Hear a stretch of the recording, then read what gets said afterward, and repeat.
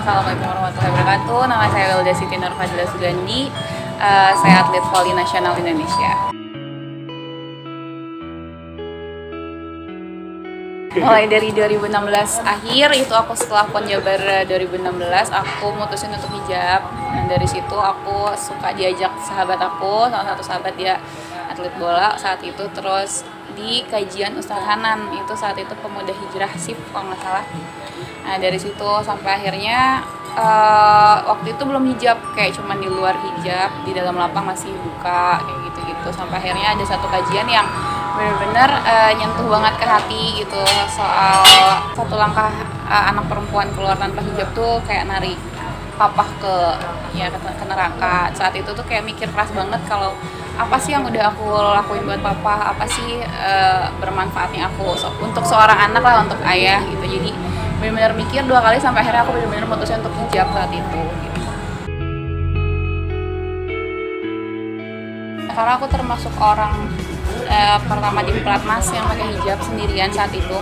Tapi kalau untuk di liga ada 2 orang teman aku yang pakai hijab. Pertama kalinya mereka, baru aku pakai hijab. Tapi untuk di Platnas sendiri aku masih seorang diri yang benar-benar kayak aku harus survive di situ gitu. Awalnya emang aku nggak dibolehin sama pelatih saat itu, karena dulu juga sempat booming ada atlet basket yang nggak boleh ikut SEA Games, ada atlet judo kalau nggak salah, aku lupa juga.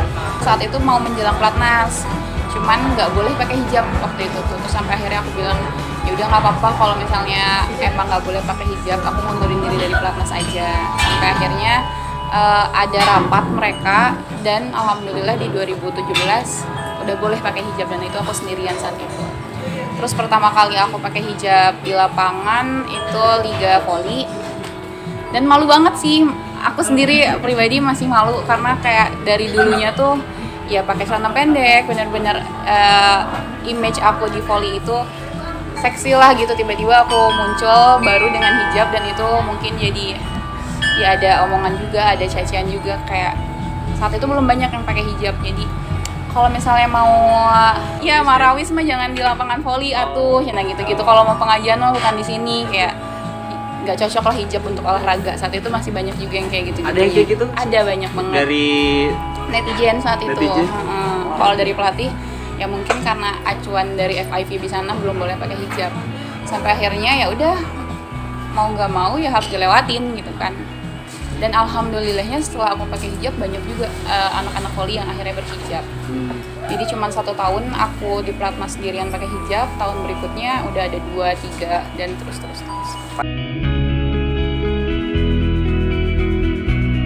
Awalnya aku masih ada baper, pertama masih baper, tapi kesini-sini kayak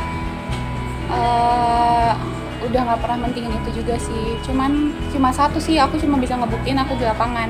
Ketika aku berprestasi mereka semua diam kayak gitu. Jadi ketika aku berprestasi ya udah mereka juga akhirnya bisa lihat positif kalau aku berhijab, prestasi aku masih bagus, dan why not gitu, maksudnya kayak gitu. Itu sih. Tapi kalau untuk sekarang kalau ada orang yang ngomongin aneh-aneh gitu, aku lebih ke balikin ke diri aku sendiri. Oh mungkin yang dilihat orang kayak gitu kali ya, oh mungkin akunya harus lebih rubah lagi ya, yang gitu-gitu. Jadi terus buat introspeksi diri aku sendiri sih.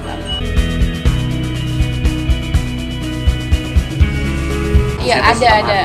Makanya pas aku berhijab terus orang-orang melihat aku sebagai panutan, mereka bilang katanya pengen kayak Teh Wilda berhijab tapi masih bisa voli dan segala macamnya. Terus aku mikir oh iya, aku kayak gini juga lumayan ada segi dakwahnya gitu untuk di olahraga. Kalau misalnya olahraga dengan kita menutup aurat sebagai muslimah masih bisa kok kayak gitu-gitu. Jadi ya bersyukur aja dikasih kesempatan sama Allah untuk aku berdakwah di ranah olahraga juga gitu sih.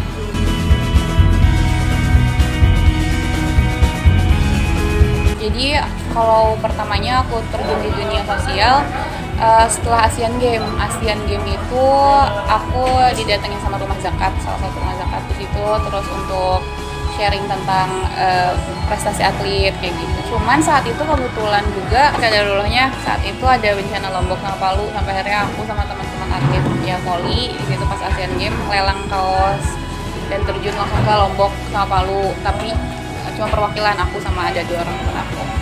Nah dari situ lumayan ikut lagi kegiatan dompet duafa, kita bisa yang gitu-gitu, dan dompet duafa. Habis itu aku ketemu salah satu influencer juga, Nabila Marta, dia dokter. Habis itu kita bikin acara masak gitulah buat buka puasa, yang di jalan kita bagi-bagiin gitu dompet duafa. Nah dari situ tahu rumah kanker ambu dari Nabila sendiri, sampai akhirnya aku diajak sama Nabila.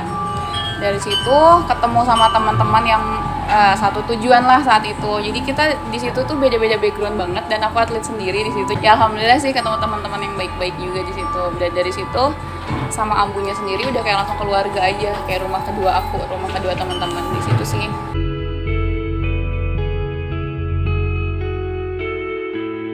Banyak banget, maksudnya aku lihat anak-anak yang masih pada muda-muda harus udah kena satu ujian ya, entah ujian atau rezeki itu buat mereka, dan itu bersyukur bangetnya ke arah aku dikasih sehat, aku dikasih apa yang aku mau, bahkan lebih gitu. Karena emang dari dulu aku termasuk tipe orang yang nggak ambisi apa-apa gitu loh, jalan ternyata Allah kasih lebih dari yang aku pengen gitu. Jadi di situ bersyukur banget. Untuk aku ngeluh tuh malu banget gitu.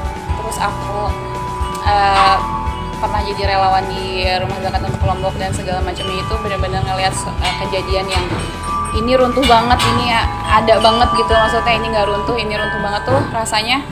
Wah kalau Allah emang mau dan jadi ya udah rusak tuh semua bisa lah. Itu benar-benar tamparan juga sih ke aku, kayak gitu-gitu sih. Ngeliat banyak banget gitu ya? Ngeliat langsung, karena banyak juga yang nggak tahu. Jadi awalnya rumah kanker ambu itu namanya rumah rumah cinta anak kanker. Cuman emang ada satu masalah yang akhirnya mereka pecah dan ambu bikin rumah pejuang kanker ambu sendiri kayak gitu sih. Dan karena mereka juga nggak dapat bantuan dari pemerintah yang setahun harus dapat segini, nggak, mereka benar-benar pure dari donasi kayak gitu sih. Untuk teman-teman yang nanti mau main ke sana boleh, karena di sana bebas banget, terbuka untuk umum, mau datang kapan aja, ngajak main doang ke sana sama anak-anak. Dan karena emang anak-anak di sana juga butuh untuk apa ya, healing dari hati, untuk happy-nya gitu loh. Ketemu sama kakak-kakak yang baru, main sama kakak-kakak, itu bisa bikin mereka sehat gitu.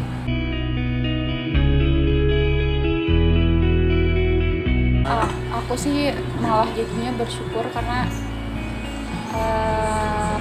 maksudnya di lingkungan atlet aku sendiri jarang gitu teman-teman yang mungkin ada, tapi aku belum tahu nih siapa-siapa, maksudnya jarang ada yang ke situ, dan aku dikasih kepercayaan sama Allah untuk aku ada di situ. Karena menurut aku apa yang aku dapat sekarang mungkin adalah rezeki mereka yang dikasih lewat aku, baru aku ke mereka, di situ muternya.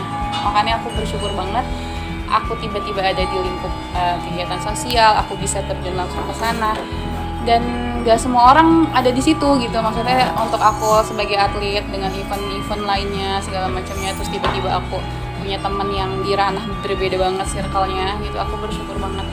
Dan pasti akan ada alasan kenapa aku ada di situ gitu, kenapa Allah ngirim aku ke sini tuh ada alasannya. Apa itu ya, aku yang harus cari tahu sendiri, kamu bermanfaat apa sih hidupnya gitu untuk aku sendiri. Salah satu bentuk ujian untuk diri aku sendiri ketika ada pujian orang masuk, lebih serem pujian sih sebenarnya daripada cacian ya. Itu bisa dari niat kita yang A berbelok akhirnya, itu namanya manusia, ada kan yang kayak gitu ya. Itu benar-benar serem, dan aku takutnya aku menjadi kayak lilin gitu loh, aku nerangin banyak orang tapi ternyata aku bakar diri aku sendiri.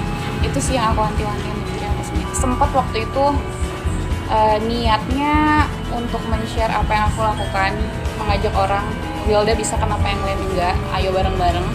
Cuman saat itu, waktu itu kejadian Lombok kalau nggak salah, ada yang bilangnya, komentarnya lebih ke kalau misalnya mau sedekah nggak usah bilang-bilang, kalau misalnya Korea sih, kok ini sih, itu banyak banget. Kalau aku nggak mencontohkan, orang-orang nggak akan ikut juga dong, karena aku sendiri ada di situ dengan didoktrin sama sosial media. Aku lihat influencer dari kalangan artis yang berhijrah, terus oh iya pengen deh kayak gini, jadi aku mau mencontohkan itu, tapi orang-orang juga pasti ada nanggepinnya pro kontra sih.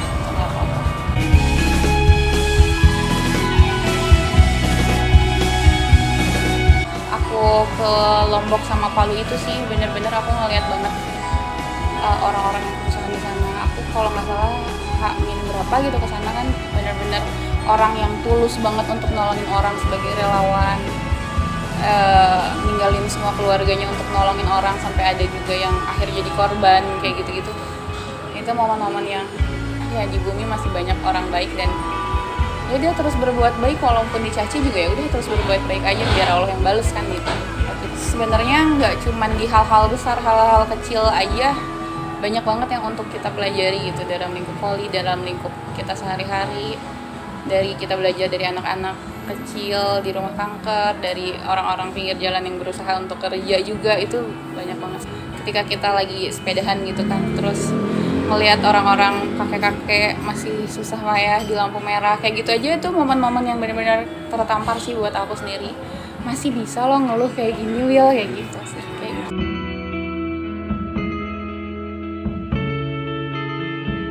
Ya kalau dari aku sih mulai aja dulu, nyoba aja dulu, ucap aja dulu, karena aku pun sendiri kadang cuman sekedar berucap dan ternyata itu didengar. Kita nggak tahu doa mana yang didengar, yang dikabulin sama Allah gitu kan. Jadi ya udah berdoa aja, aku pengen ada di lingkup ini, aku pengen pengen terjun, udah nggak apa-apa, adu dulu aja gitu, nanti akhirnya akan ada jalan yang Allah tuntun ke sana gitu.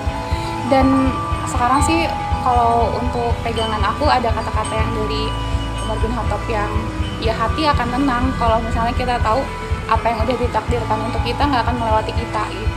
Jadi benar-benar segala sesuatu yang terjadi sama aku sampai detik ini itu adalah takdir yang terbaik dari Allah, dan ya udah gitu. Benar-benar harus bersyukur, ikhlas dan segala macam.